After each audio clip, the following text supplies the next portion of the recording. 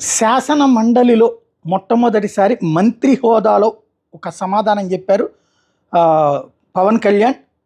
Deputy CM హోదా plus Panchayati Raj శాఖ నిధుల మళ్లింపు మీద శాసన మండలి సభ్యులు అడిగిన ప్రశ్నలకు ఆయన ఇచ్చినటువంటి సమాధానం ఒకసారి అదేంటో విందాం.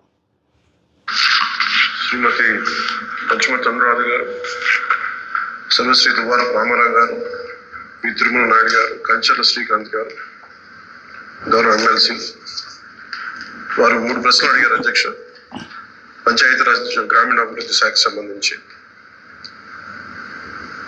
వారు అడిగిన ప్రశ్నల్లో మొదటిది పంచాయతీలకు విడుదల చేసిన 14 మరియు 15 ఆర్థిక సంఘం నిధుల్లో దాదాపు 9,000 కోట్లను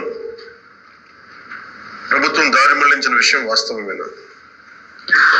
రెండో ప్రశ్న, కేంద్ర ప్రభుత్వ అధికారులు కొన్ని పంచాయతీలను సందర్శించి కొన్ని అవకతవకల్ని ఎత్తి చూపడం కూడా వాస్తవమేనా? మూడో ప్రశ్న అయితే ఒకవేళ వాస్తవం అయితే దాని మీద ఆ దానిపైన తీసుకున్న చర్యలు ఏమిటి? మొదటి ప్రశ్న అధ్యక్ష,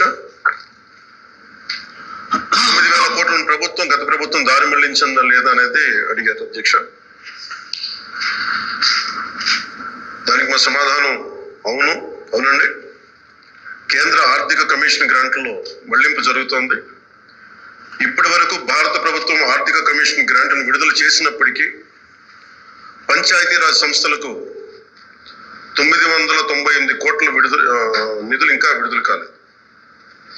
ఇది మొదటి దానికి సమాధానం అధ్యక్ష. రెండో ప్రశ్నకి, కేంద్ర ప్రభుత్వం అధికారులు రాష్ట్రంలోని ఒక 5 గ్రామ పంచాయతీలు సందర్శించారు. మరియు ఎంఓపిఆర్ భారత ప్రభుత్వం న్యూఢిల్లీ వారు 16/10/23 తేదీన జీవో లేఖ నెంబర్ M11015/150/2020 FD Part 1 ద్వారా ఆంధ్రప్రదేశ్ ప్రభుత్వానికి వారి పరిశీలనలు తెలియజేశారు.